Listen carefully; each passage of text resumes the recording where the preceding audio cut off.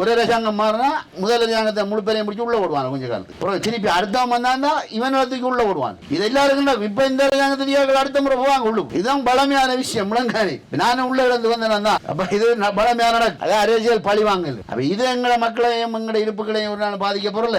இதை பற்றி நாம் அலட்டி கொள்ள வேண்டிய தேவையும் இல்லை. ஆனா என்னென்ன தியாகங்களை நமக்காக செய்தவங்கன்றதை நாம உணர்வுபூர்வமா சிந்திக்கும். பிள்ளையான் சிறையில் கிடக்குறால் ஒரு கொடுமையான விடயம். ஏற்கனவே தேவையில்லாத பிரச்சனையில் கிடந்து கிட்டத்தட்ட 4 வருஷம் சிறைச்சாலை அனுபவத்தில் இருந்து நிரபராதி என்று அனுப்பினாங்க. அப்ப அந்த அவ்வளவு காலத்துக்கு ஆறு பதில் சொல்றேன். அவ்வளவு மீண்டாங்க 4 வருஷத்துக்கு அவங்களுக்கு நிரபராதி தெரிஞ்சது. அப்ப அதே மாதிரி தான் இதுவும் ஆளை கொண்டு சும்மா வச்சுது இப்ப தேடி தீர்றாங்க. ஆறு இல்லையும் ஆதாரம் இருக்காங்க. அதுக்கு அங்க வெளிநாட்டில் கிடக்கிற ஊதுகுலர்கள் சும்மா கிடந்து கத்திட்டு கிடக்கும். அவர்களுக்கு இன்மையும் தெரியாது வரமையும் தெரியாது. நம்மளை பற்றி நம்மளை துன்பம் தெரியாது துயரமும் தெரியாது. அப்ப இது மக்களோட மக்களா இருந்த ஆக்கள் பெங்களோட இருக்கிறார்கள். அப்ப இவங்களோட இதெல்லாம் கருத்துல கொண்டு நாம் இந்த முறை பெரும்பான்மையான வாக்கள் அளித்து இந்த எங்களோட பிரதேச உறுப்பினர்களை வெல்ல வைங்க. அப்ப இது கிழக்கு மாநிலத்துக்குரிய ஒரு அத்திவாரம்.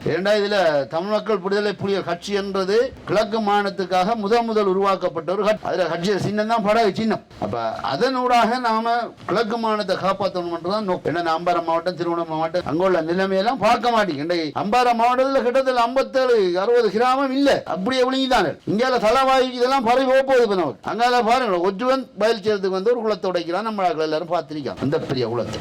அப்ப இப்படிதான் நிலைமை. அப்ப இதுக்கெல்லாம் துணிந்தவன் தான் இதெல்லாம் கட்டுப்படுத்தலாம். அவனால் துணிஞ்சா நிற்காது. நாமளும் அதுக்கேற்ற மாதிரி துணிஞ்சு நிற்கணும். அப்ப இதுக்கு இன்னும் நாம விட்டு திருந்தோம் என்றால் இது ஒன்றுமே நடக்கும்.